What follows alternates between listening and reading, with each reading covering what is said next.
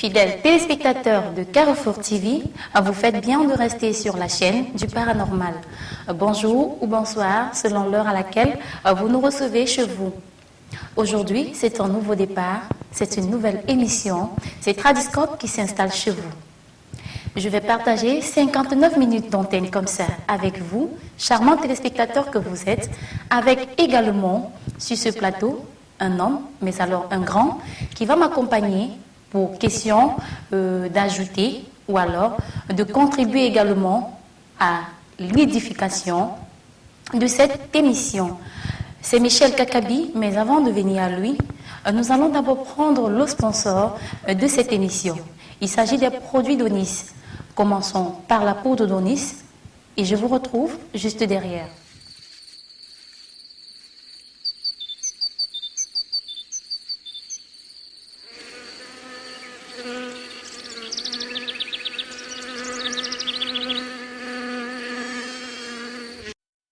Onis est une entité spirituelle responsable du combat mystique des maîtres cosmiques, initiateurs invisibles. Il mène ce combat au profit des hommes. Le Mbombok Benoît Biton, grand maître des arts mystiques et spirituels, a pu s'élever jusqu'aux vibrations d'Onis dans l'une de ses fréquences qu'il dirige. Et de là, il a ramené l'une des plus belles pièces mystiques allouées à Onis pour des travaux spirituels. Il s'agit de la poudre d'Onis. Mbombok, avec efficacité, ce produit agit sur divers mots liés à notre destin, notamment les blocages, les malédictions et les échecs. La plupart des gens sont limités, mais pas tous. Et heureusement, ça veut dire que la plupart des hommes spirituels se limitent la plupart du temps à une seule simple credo ou alors un seul credo de leur propre enseignement. Ça veut dire qu'ils ne peuvent pas en sortir. Par exemple, tenez, si quelqu'un ne connaît qu'une seule chose, lorsqu'il en sort, il est perdu. Mais tous ne sont pas comme ça. Il y a des bons prêtres, il y a des bons pasteurs qui peuvent savoir aussi aller jeter un coup d'œil dans la tradition voisine. C'est-à-dire que tout ce qui se passe ailleurs, il l'expérimente. Il en tire donc de grandes vertus pour pouvoir aider l'humanité en souffrance. Voilà le but de toute initiation. Donc, on est c'est pareil. Alors, tous ceux qui ont soif de justice, tous ceux qui aiment la lumière, tous ceux qui veulent participer au grand combat humain de la lutte contre les forces du mal peuvent utiliser aussi Onis. Donc, tout le monde y a droit.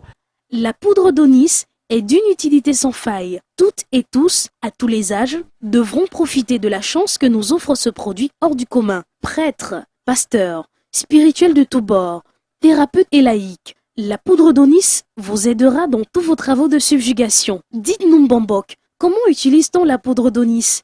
Y a-t-il des dispositions particulières à son application? C'est très important. Pour utiliser la poudre d'Onis, voilà ce qu'on fait. On trace le triangle d'Onis, qui est celui-ci. Et il faut savoir qu'il faut toujours écrire là sur le triangle d'Onis lumière. En haut, c'est-à-dire que sur l'angle haut, amour sur l'angle gauche et sur l'angle droite, vérité. Et il ne faut jamais oublier ce qu'on appelle le monogramme du feu qui doit toujours être à l'intérieur du triangle. Alors voilà donc ce qu'on pourrait appeler le triangle d'Onis. Le triangle d'Onis n'est autre chose que l'espace qu'on a créé soi-même pour pouvoir entrer en contact et en communion avec Onis, qui est l'ange de la puissance, qui est l'ange qui excelle avec les glaives de feu, qui combattent les forces du mal et qui les détruisent. En utilisant donc le triangle d'Onis, qu'une fois-ci, on y accède avec la poudre d'Onis, c'est-à-dire la poudre d'Onis sur la main gauche et la main droite sur le cœur. Prononcer maintenant son vœu. Quand on prononce son vœu, on dit par exemple « je veux réussir ». Attention, j'ai toujours dit, ne dites jamais « je voudrais réussir ». Non, « je voudrais réussir », ça veut dire que vous êtes dans l'imperfection de votre propre conscience. Et vous êtes également aussi dans l'euphémisme spirituel. Il faut avoir la conviction, il faut avoir la foi. Et il n'y a pas meilleure foi que la conviction et surtout que la pratique active de la foi. Ça veut dire que vous devenez l'objet de ce que vous voulez. Vous voyez que vous l'avez et vous dites « je veux l'avoir ». Par exemple, un élève qui veut faire son examen, il tient donc la poudre d'Onis sur la main gauche, ou alors quelqu'un qui cherche du travail ou une promotion, ce qu'il mérite. Parce qu'il faut que ça soit toujours en adéquation avec la performance. Ça veut par exemple dire que si vous apprenez en tant qu'élève, vous avez des bons diplômes, vous avez des bons niveaux, vous étudiez bien, vous avez des bonnes notes, vous êtes toujours là en train d'étudier, vous pouvez utiliser parce que l'utilisation est en adéquation avec votre performance scolaire. Mais si par contre vous ne travaillez pas, vous n'étudiez rien, vous croyez que en faisant par exemple le rituel d'Onis, vous allez réussir, vous vous mentez.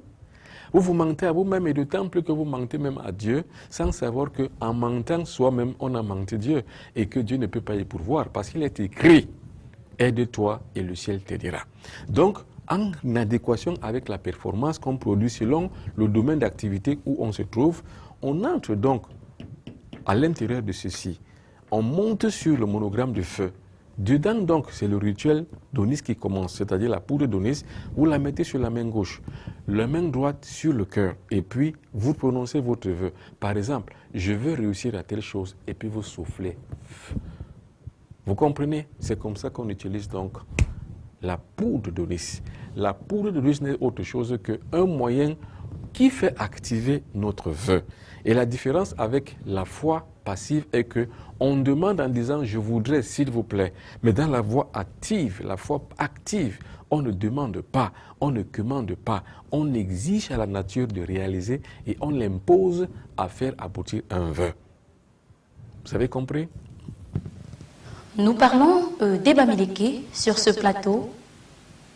D'où viennent-ils? Comment sont-ils arrivés au Cameroun? Et dans quelle partie du Cameroun même on les trouve? Alors, pour le faire, nous allons prendre ce reportage et on se retrouve juste derrière. Les Bamileke sont un peuple d'Afrique centrale venant du Cameroun, région de l'Ouest. Dans la région du Grassland, où vivent également les Bamoun et les Tikars, proches d'eux par leurs ancêtres communs, leur structure sociale voisine et leur langue. C'est le plus grand groupe ethnique du pays. Les Bamileke sont descendants des Baladi, partis de l'Égypte au 9e siècle de notre ère. Ils arrivaient en région Tikar vers le milieu du 12e siècle avant de se diviser vers 1360 à la mort de leur dernier souverain unique, le roi Ndé. Yende, premier prince, refusa le trône et traversa le Noun pour fonder Bafoussam. Sa sœur se tourna vers la région de Banso. Il existe près d'une trentaine de villages Bamileke dans le nord-ouest anglophone. 2 décennies plus tard, Charé le cadet descendit dans la plaine du Noun pour fonder le pays Bamoun. De Bafoussam naquit quasiment tous les autres groupements Bamileke entre le 14e siècle et le 15e siècle. Banso est né en 1910 à la suite de l'exil forcé de Fotangue de Bafoussam. Il est difficile de remonter dans le temps au-delà des Tikars dont sont issus les Bamileke. Les historiens retracent l'histoire des Bamileke à partir du déclin de la Nubie lorsque les envahisseurs arabes attaquaient cette contrée et emmenaient des populations réduites en esclavage dans le nord entre 1171 et 1250. Lubos Krobasek note qu'au cours de cette période, la Nubie connaît la menace permanente des groupes de pillage du désert qui brûlent les villages, détruisent des norias et déplacent les populations réduites en esclavage dans le nord. D'autres pensent que les Bamileke seraient venus d'Égypte ou de la Haute-Égypte et auraient quitté cette contrée qui leur était hostile pour se diriger vers l'Afrique centrale. Certaines sources comme celle de l'abbé Thomas Quechua révèlent que les Bamileke Cameroun seraient issus du peuple d'Israël, de la tribu de Juda, qu'ils seraient rentrés en Égypte et arrivés par un chemin détourné en Éthiopie. Cette thèse se fonde sur Jérémie chapitre 44 verset 8 et chapitre 14 verset 13. Enfin, une autre thèse encore plus mythique soutenue par Rundé raconte que lorsque Mahomet est apparu pour prêcher l'islam, les Boum, ancêtres des Bamileke, se sont opposés à cette nouvelle religion. Une guerre s'engagea entre les deux communautés. Les 3 fétiches Boum qui étaient dans la Kaaba se seraient envolés vers une destination que les Boum suivirent. C'est ce mouvement qui amena les Boum jusqu'au plateau de la Damawa, selon Justin Moifo. Le mot Bamileke serait le dérivé de Pu-Meleke, qui veut dire les habitants des montagnes et des ravins ou des rochers.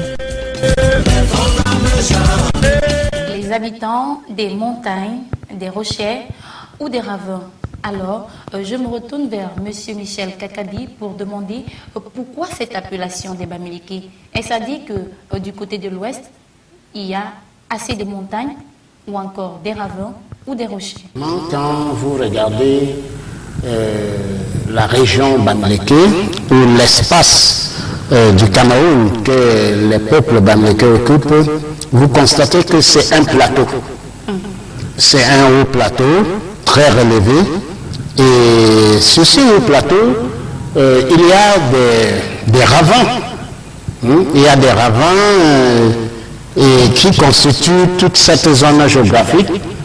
Et ça fait que ceux qui disent qu'ils vivent dans les montagnes et dans les ravins, ils ont raison. C'est tout à fait normal, parce que c'est un peuple travailleur et qui ne laisse pas passer un espace. Et s'ils sont arrivés là-bas, c'est parce qu'ils cherchaient des espaces fiables et où ils ne vont pas être facilement atteints. C'est pour ça qu'ils se sont déportés vers les sommets des collines pour fuir certains comportements des adversaires. Où viennent-ils? Où est-ce que les Bamileke sont? D'où est-ce qu'ils sont venus pour se retrouver dans l'ouest? Bon, vous avez suivi dans le reportage qui a été diffusé là, il y a beaucoup de dits qui parlent des Bamileke qui sont des descendants de l'Égypte. Ce n'est pas faux. Parce que quand on connaît un peu l'Égypte d'antan, c'était presque toute l'Afrique. Oui. Et quand donc l'Égypte commence à sombrer et que les autres peuples barbares envahissent l'Égypte, ceux qui étaient restés nobles dans leur tradition, on dit qu'ils ne peuvent pas rester là. Et le groupe des Bamileke en font partie. C'est vrai qu'à l'origine, ce n'était pas seulement ceux qui occupent le haut plateau Bamileke aujourd'hui, ils étaient très nombreux, mais au fur et à mesure qu'ils migraient, qu'ils avançaient, il y avait toujours des fractions, des subdivisions, des malentendus entre eux, ce qui créait donc la discorde et qui faisait que les meneurs qui étaient parmi, certains disent non, nous on n'est plus d'accord avec vous sur tel point. Ok, dans ce cas, puisqu'on ne s'entend plus, prenez votre route et nous on prend la nôtre. Et ainsi ils se divisent, jusqu'à ce que ceux qui sont restés être les Bamileke, ils se sont retrouvés sur le haut plateau de l'Ouest et ils ont, même jusque-là, ils se sont subdivisés entre eux. Oui. Mais il y a une chose qui les unit, qui fait que on les remarque, même si dans la langue, dans leur dialecte, il y a des différences. Oui, il faut le dire. On remarque que dans la tradition, ils sont les mêmes. Ils pratiquent les mêmes traditions. Au Cameroun, on limiterait les Bamileke selon les données géographiques et les divisions administratives. On dirait que c'est la province, c'est la région de l'Ouest. Mais pourtant, quand on va en regardant les traditions, on constate que le côté dit anglophone, le nord-ouest, est authentique Bamileke dans la tradition. Pourquoi vous le dites, M. Kakabi? Quand vous regardez le culte qu'ils font, et au nord-ouest, on fait le même culte, par exemple les rites crâniennes, qu'on retrouve chez les Bafoussam, les Baganté, les Bafang, tout ça on retrouve au nord-ouest. Et ils sont même parfois plus rigoureux que chez les autres, parce que la civilisation occidentale est venue encore apporter un plus en les divisant de plus en plus et en faisant incruster toutes ces traditions du style occidental. Et si on demandait la particularité, parce qu'on sait que chaque tribu, chaque peuple a une marque ou alors une façon de se démarquer. Quelle est la particularité du peuple Bamileke? Bon, le peuple Bamileke a cette particularité, c'est que c'est un peuple, qu'en les regardant dans leur essence, ils sont dotés d'une connaissance. Oui. Ils sont dotés d'une connaissance. Donc, c'est un peuple qui n'a pas besoin d'une assistance pour faire certaines choses.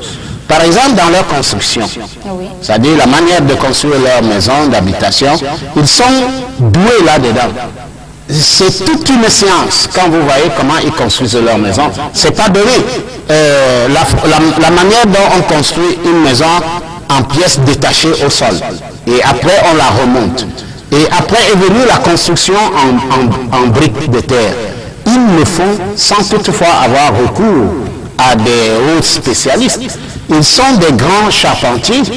Ils sont des grands cultivateurs. Sculpteurs aussi, il faut le dire. Ils sont des grands sculpteurs Oui, ça, il faut et le des dire. peintres en plus. Donc, c'est un peuple qui, dans l'ensemble, est complet parce que même on a parlé de la maison, donc en architecture, en culte, c'est-à-dire ils ont leur culte. C'est un peuple qui connaissent Dieu. Ils ont une façon de pratiquer leur culte, le culte des crânes. On Oui. fait ça chez les Bamileke. Oui. Est-ce comment on dit, une appartenance religieuse?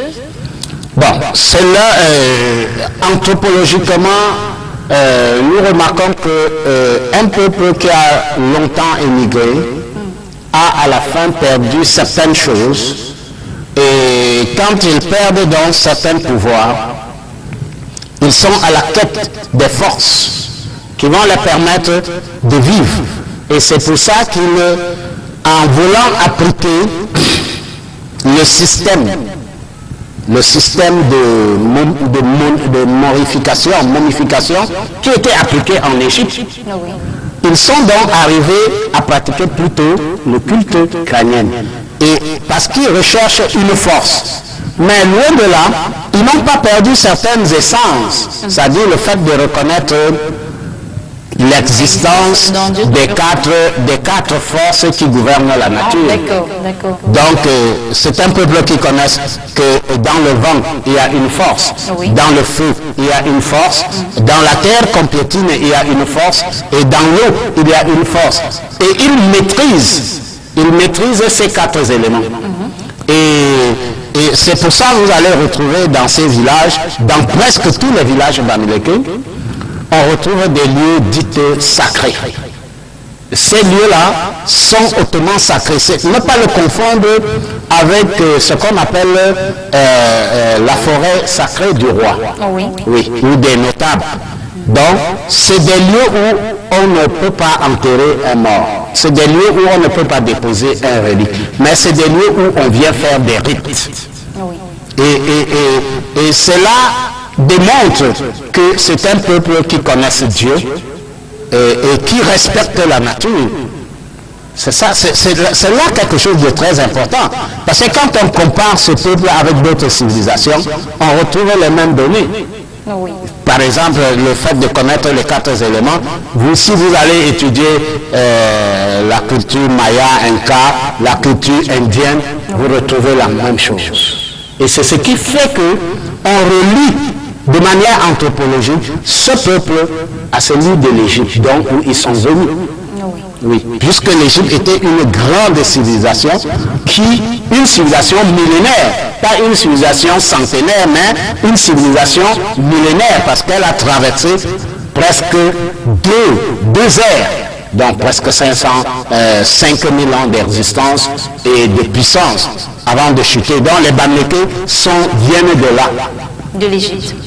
Ils viennent de l'Égypte. C'est des peuples, si je veux parler en termes ésotériques, je vais dire que c'est des peuples qui maîtrisent la science occulte. Ils maîtrisent la Kabbale. Ils maîtrisent la philosophie ésotérique. Bien qu'ils n'en brandissent pas hautement. Mais ils ont beaucoup plus étudié cela et axé cela à la recherche du bien-être sur le plan physique. Et c'est tout ça qui les amène à se pencher vers le culte crânien, qui est une forme de magie noire. Mais il y a ceux dont nous avions parlé des endroits sacrés, ceux qui font des rites aux endroits dits sacrés de la nature, sont ceux qui ne veulent pas trop se fier à certains rites comme les rites crâniens. Donc ils se fient beaucoup à la force de la nature, qui est la force, la nature qui est la mère nature. Oui. Donc, la religion occidentale ou bien la religion chrétienne n'apporte rien de nouveau pour les Bamileke. Ils étaient déjà assis en matière de... Oui, ça, franchement, les chrétiens n'apportent rien pour les Bamileke. En tant que c'est-à-dire christianisme en tant que tel. Oui. Ce n'est pas le christianisme du culte de la personnalité. C'est-à-dire que certaines religions font, mais les Bamileke étaient déjà avancés dans ce domaine, puisqu'ils reconnaissaient qu'il y a un Dieu suprême. Oui. Et ils respectaient ce Dieu suprême. Les temps ont beaucoup évolué, parce que dans le passé, les Bamileke faisaient des grandes fêtes. Ils avaient même des fêtes de culture. Ah oui. Et ce que vous retrouvez aujourd'hui... On connaît chez les Bamileke, sans vous couper la culture, comment on la appelle fête. La fête du riz. Voilà.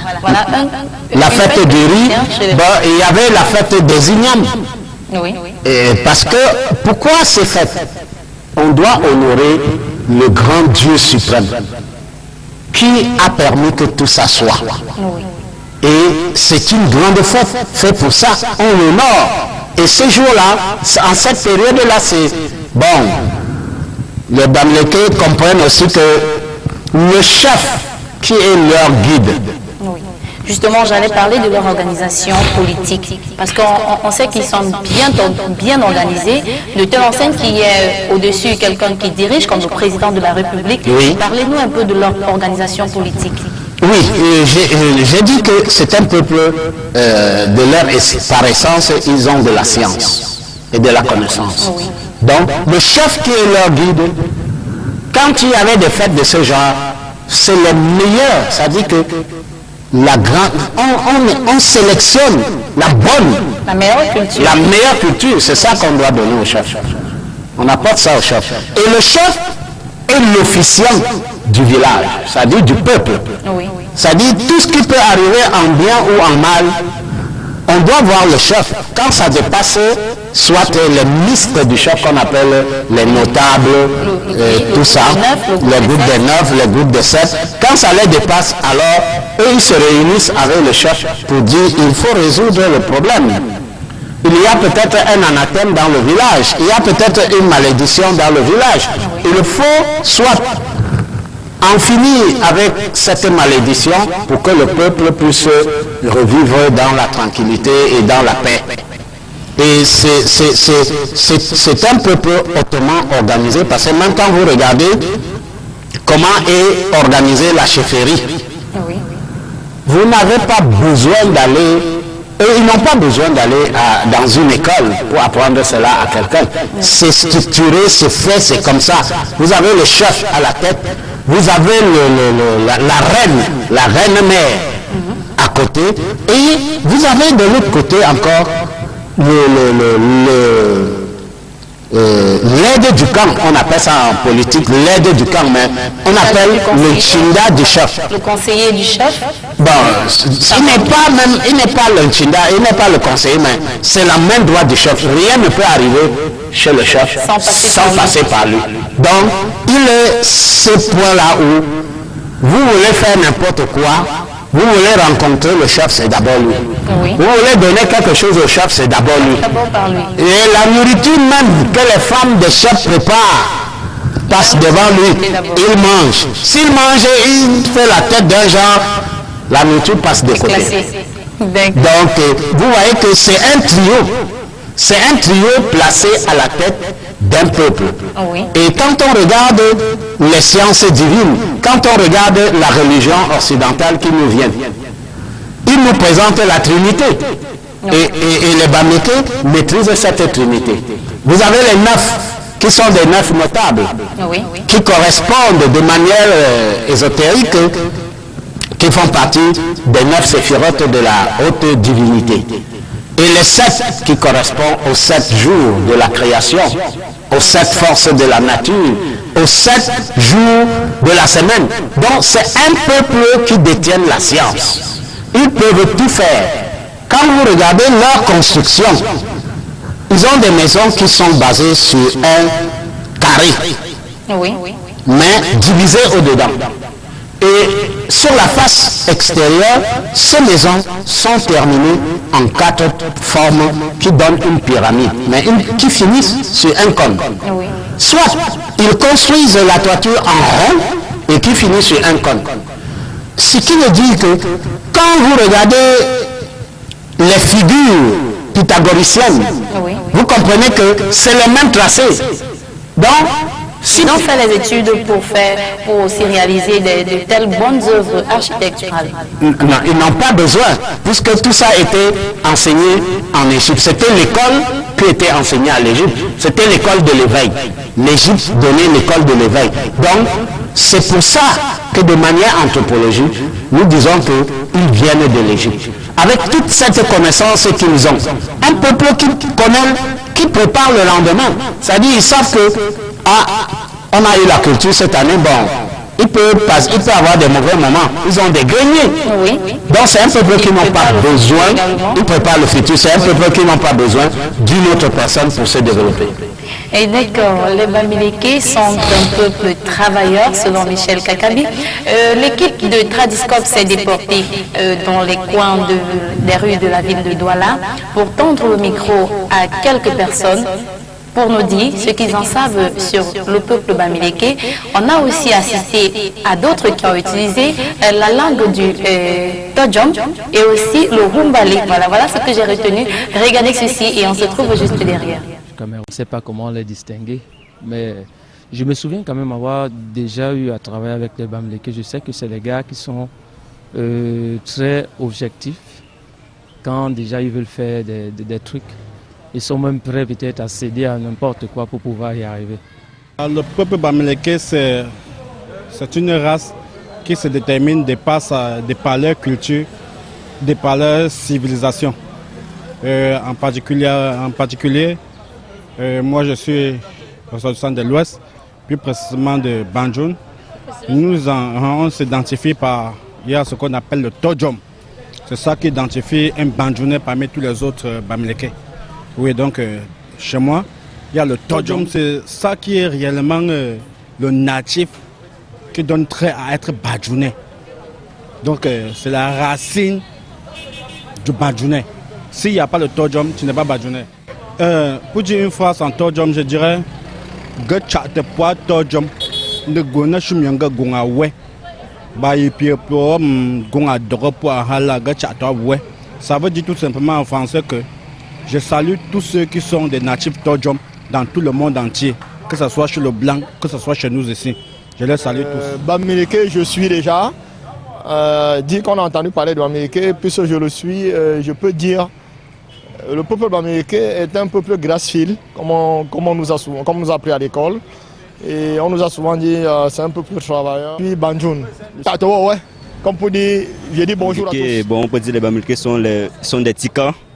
Bon, qui sont réunis dans le village et qui adorent beaucoup de coutumes. Particularité, en passant de particularité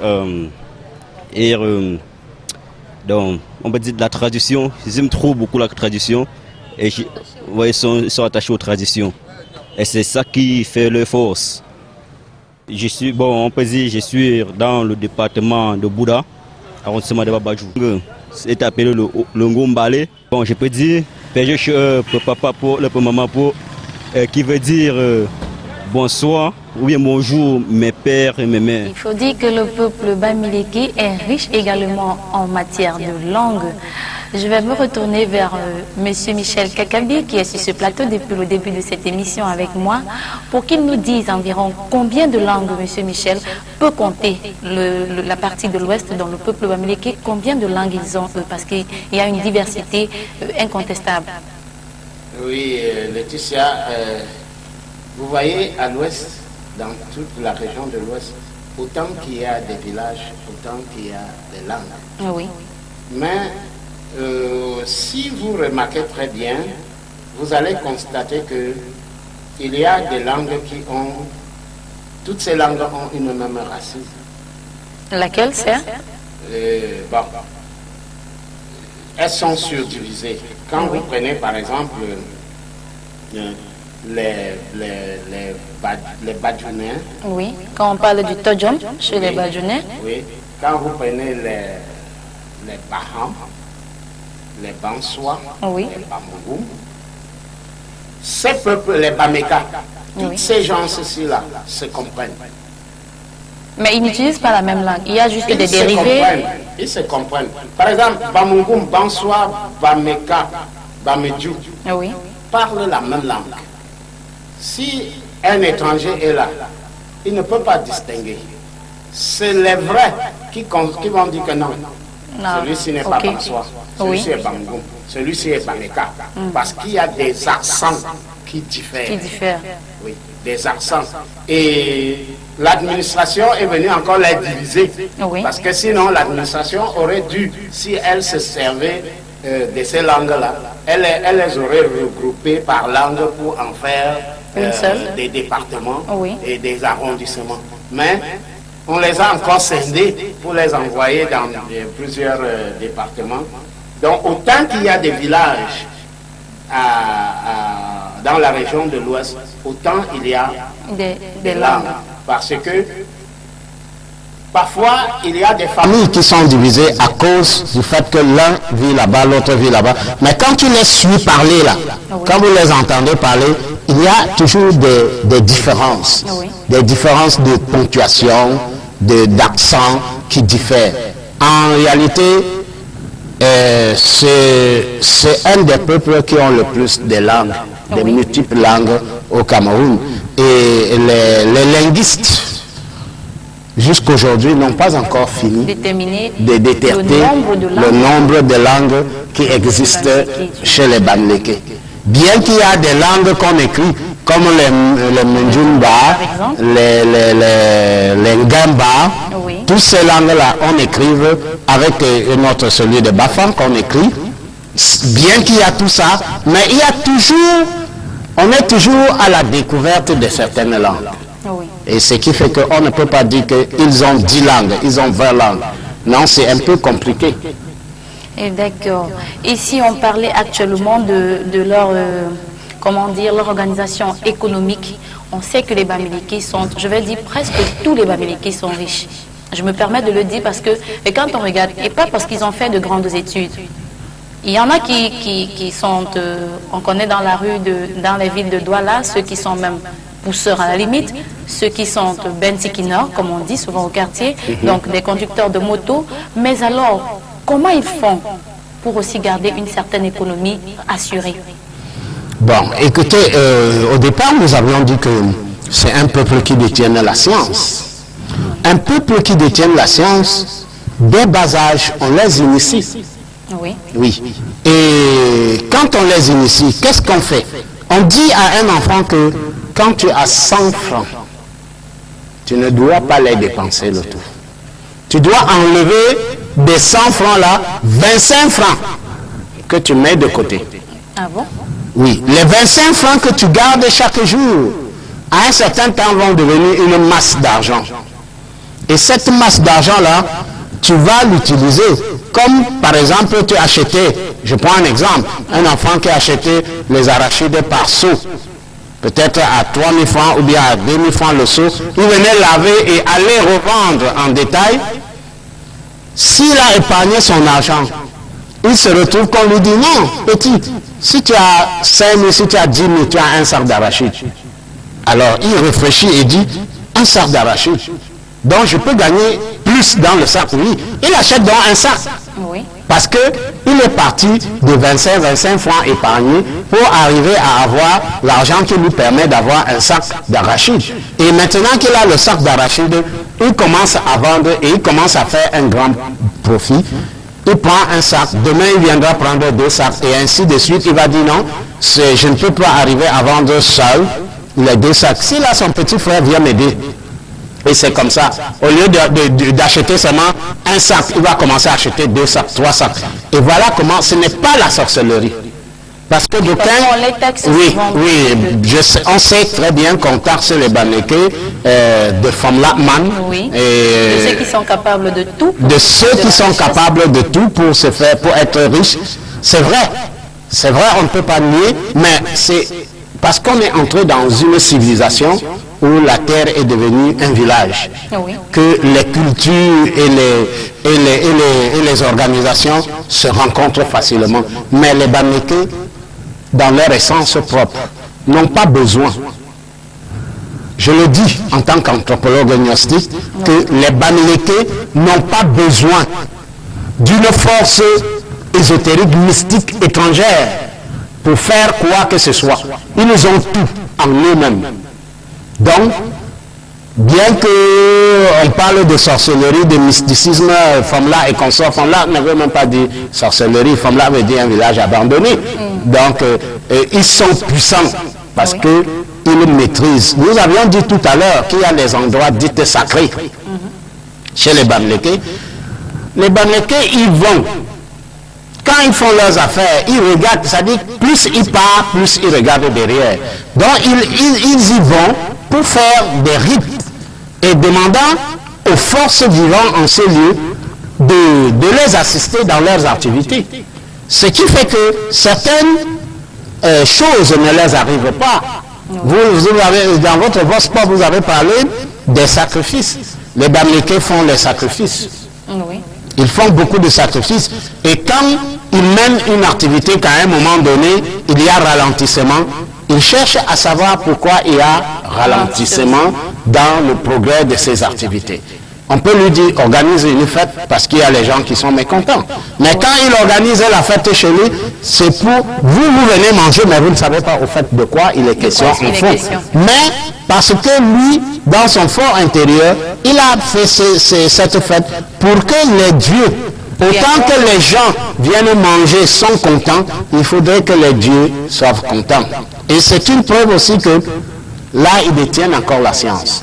Parce que ils savent que chaque être qui vient là-bas constitue une âme.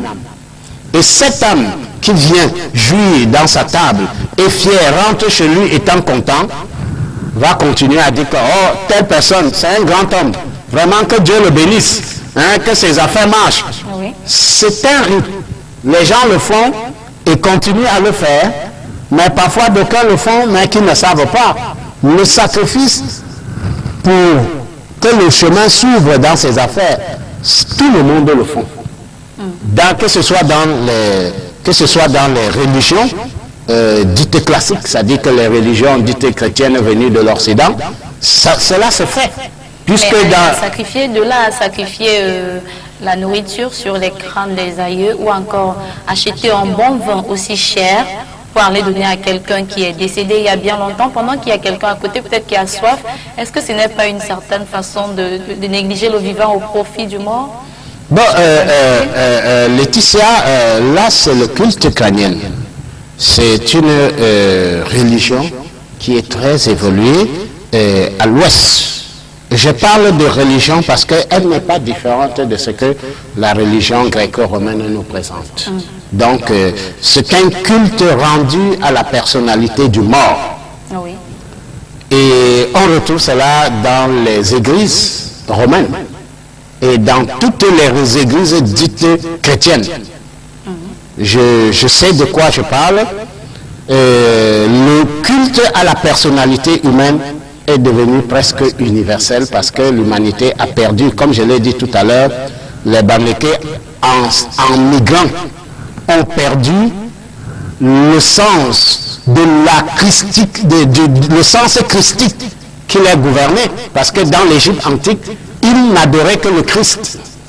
Donc, les œuvres ou les rites qui ont été faits étaient faits pour le Christ. Oui. Aujourd'hui, ayant perdu ce rite christique, ils se permettent de le faire parce que quelqu'un leur a dit non, votre ancêtre qui est mort, il n'est pas mort, il est là. Mais c'est la personnalité, c'est une différence.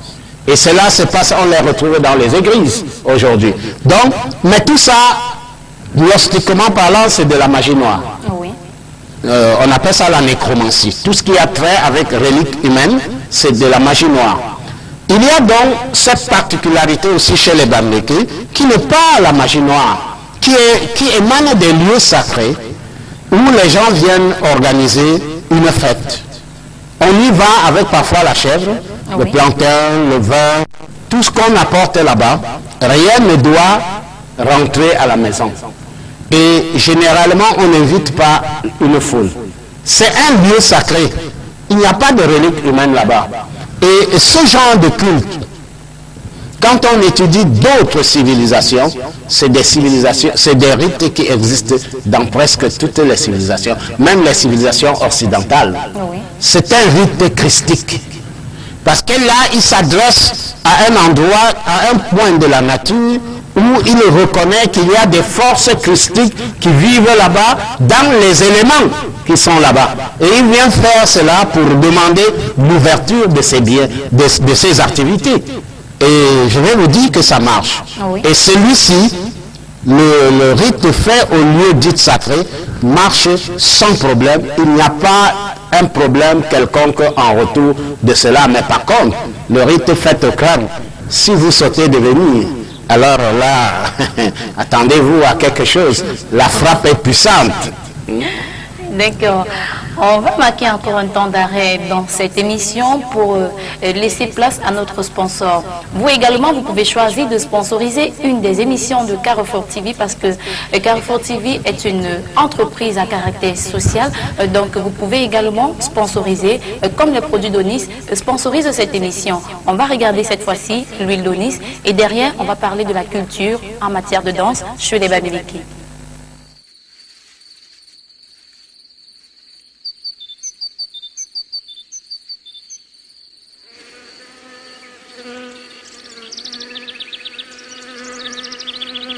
Vous êtes victime d'un fait mystique et étrange. Vous avez été témoin d'une situation ayant trait à la sorcellerie et vous voulez le partager ou vous voulez tout simplement apporter votre soutien à l'émission. Écrivez à carrefourdesmystères@yahoo.fr ou appelez au 00237 677 71 61 36 ou au 697 06 20 91. Élaborée à partir d'une vieille recette de la médecine holistique, l'huile d'Onis procure bien-être et santé. Elle purifie, tonifie et fait luire la peau en quelques temps. Elle résout tous les problèmes cutanés responsables de bien des dégâts dans la séduction des hommes et des femmes. Et bien plus encore, l'huile d'Onis peut être utilisée pour les exorcismes de haut niveau. Mbombok, c'est finalement une huile bonne à tout faire. Tout le monde doit utiliser ce produit. Simplement parce qu'il permet de dévaquer complètement nos cellules du corps, d'arriver à renforcer le principe de phagocytose de notre corps. Les anticorps de notre corps en sont aussi renforcés. C'est donc un médicament utile, et c'est d'ailleurs pour ça qu'on l'appelle l'élixir de santé. Ça veut dire que ça peut guérir toute forme de maladie, ça peut aussi en prévenir, mais aussi ça a des principes curatifs et des principes aussi préventifs.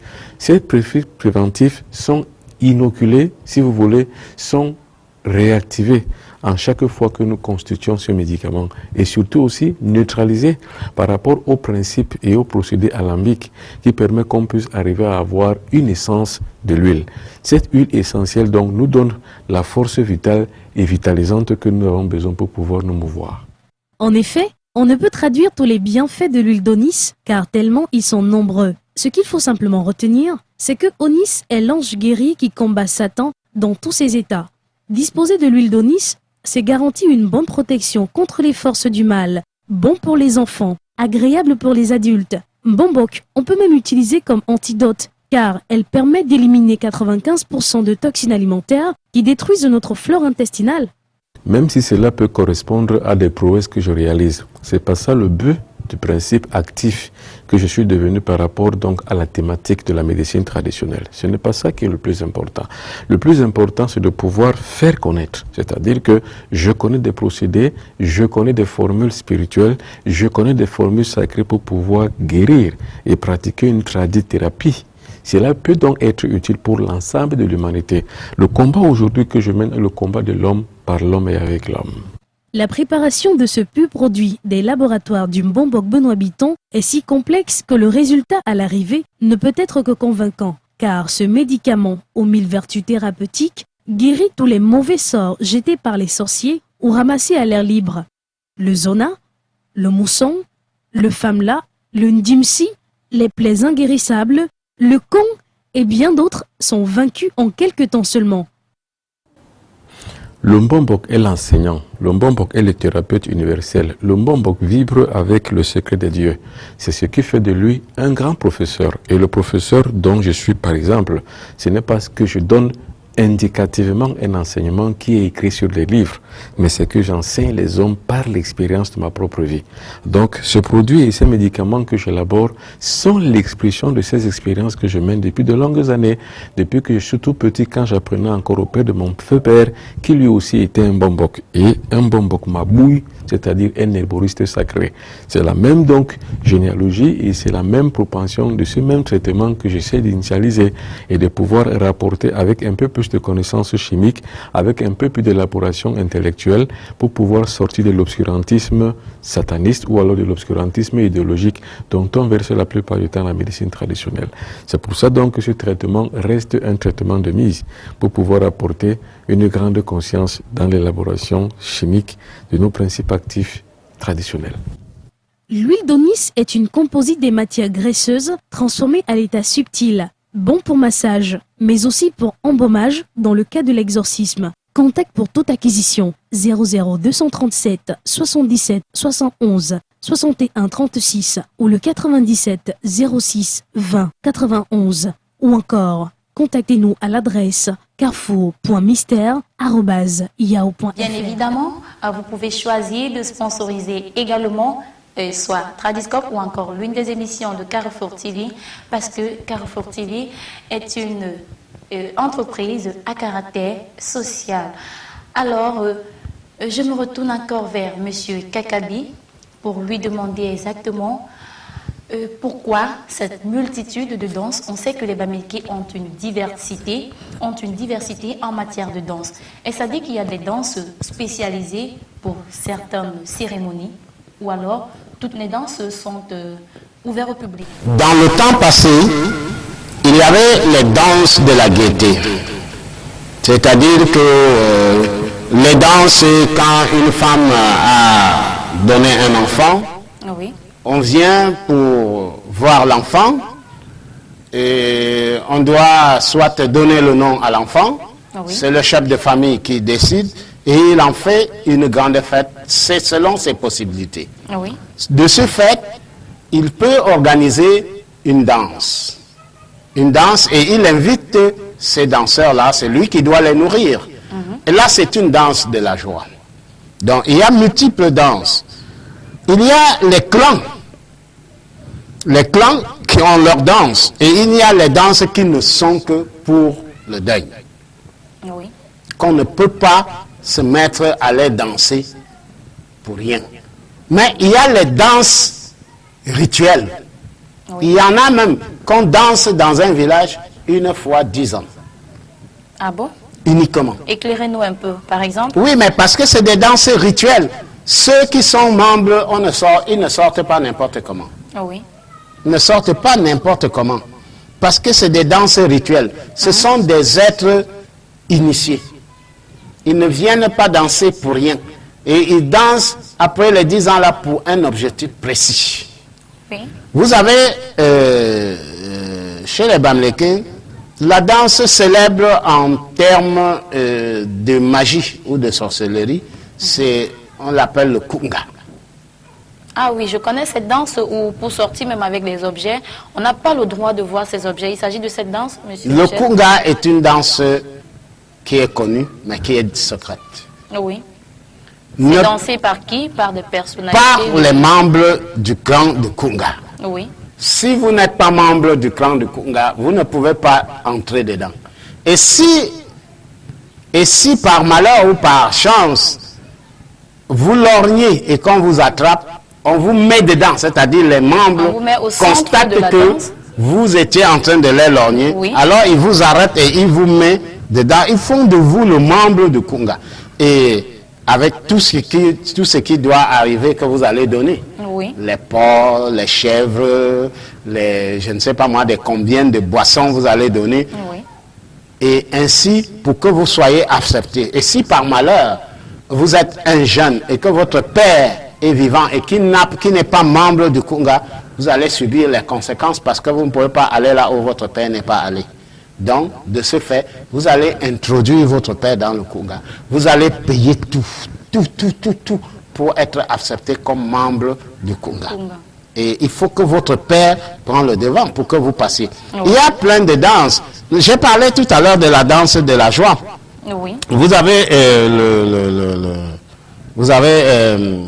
ce qu'ils appellent chez les Bansois. Oui, le Bunskin, c'est une danse de la joie. Oui. Il se danse aussi pour des fêtes. Pour des fêtes des enfants. Oui. Oui, pour des fêtes des enfants, pour des fêtes de mariage. On peut organiser le Bunskin, on danse. Non seulement ça, mais il y a aussi d'autres danses qu'on appelle le Kwanjang, chez les Bansois. Oui. Oui, ça se danse aussi pour la joie. Et quand c'est pour les enfants, vous verrez que ces femmes-là, en dansant, se sont ointes d'une poudre rouge. Oui. Bon, en fait, c'est la poudre du bois appelé le padou rouge, oui. et qu'ils ont écrasé, mélangé d'autres plantes et qui se oignent pour signifier que nous sommes en joie parce que nous avions une nouvelle naissance oui. et nous sommes en train de manger ici le couscous avec la sauce cuite. Oui. C'est une sauce grillante. Et qui... Ils sont aussi riches en matière de gastronomie, il faut le dire. Oui, oui. Si c'est pour ça, les Bamileke sont riches en matière de gastronomie. On ne peut pas énumérer très facilement. Vous avez le cuit qui est une des nourritures très très prisées. Oui. Et même à quelque part médicamenteux. Et vous avez le taro. La sauce jaune. Le taro à la sauce jaune. Oui. Et vous voyez que tout à l'heure, on a parlé de l'ouest et du nord-ouest. Oui. Le taro, on retrouve ça au nord-ouest. C'est une au nord-ouest, ils appellent achou. C'est sacré. Si, généralement, chez les Bamileke, quand vous allez, par exemple, pour demander la main à une femme, oui. Si le parent, c'est-à-dire que le futur beau-père vous accueille avec du taro à la sauce jaune, c'est franchement parlant, il vous a accepté. Ça veut dire que si vous connaissez lire oui. le geste, ça veut dire que vous êtes le bienvenu, je vous accueille chez moi, tout est prêt. Il ne manque que à remplir les conditions. Pour aller avec ma fille. Alors voilà, mangez, avalez, vous n'avez pas à mâcher, on ne mâche pas le taro. Vous ne mâchez pas, vous avalez tout simplement. Donc ça veut dire que tout est prêt. Vous pouvez seulement remplir les conditions et partir avec ma fille. Donc, vous voyez que c'est significatif. Oui. Les aliments, la gastronomie, c'est significatif. Mais si vous venez pour demander la main à une fille, si on vous donne le macabo malarsé, du riz sauté. Du riz sauté. En fait, c'est que vous allez mâcher. Oui. Ça veut dire que vous avez encore des collines à parcourir. Oui. Donc, ils sont très riches, les Bamileke. Voilà, c'est un peuple vraiment riche, vraiment riche en matière de culture, en matière de danse, en matière de gastronomie. Tout ça, nous avons parlé ici. Mais alors, Tradiscope, c'était la première édition. Elle ne va pas s'arrêter là. Le train va continuer parce qu'elle va faire le tour pendant 4 éditions chez les Bamileke. On aura peut-être toujours le même invité, M. Michel Kakabi, ou encore d'autres parce que nous en avons tout un panel. Alors, pour parler... non, j'allais dire, vous qui nous regardez, si vous avez besoin de participer à cette émission, vous pouvez appeler via les numéros qui vont s'afficher ou encore nous écrire à l'adresse tradi_scope@yahoo.fr. Même les suggestions, nous les acceptons. Monsieur Michel Kakabi, nous allons sortir de cette émission. Au début de cette émission, j'ai demandé à Monsieur Michel de garder le suspense. Alors actuellement, il va nous dire... Il est ressortissant de quel côté, de quel village à l'ouest, et il va nous dire une phrase ou deux en sa langue maternelle et la traduire avant de sortir de cette émission. Monsieur Michel Kakabi. Oui, je suis du département de la Ménois, de l'arrondissement de Penka-Michel, Bansois, oui. Et du quartier dit Banégan. Donc, je ne suis pas un étranger, je suis un Bamileke. Voilà, vous n'êtes pas étranger au programme, j'allais dire. Oui, je suis un Bamileke. Et comme Laetitia le dit, elle voudrait que je parle en patois. Je suis un Cameroun, pas bon, Pendrea, Africa aussi. Je suis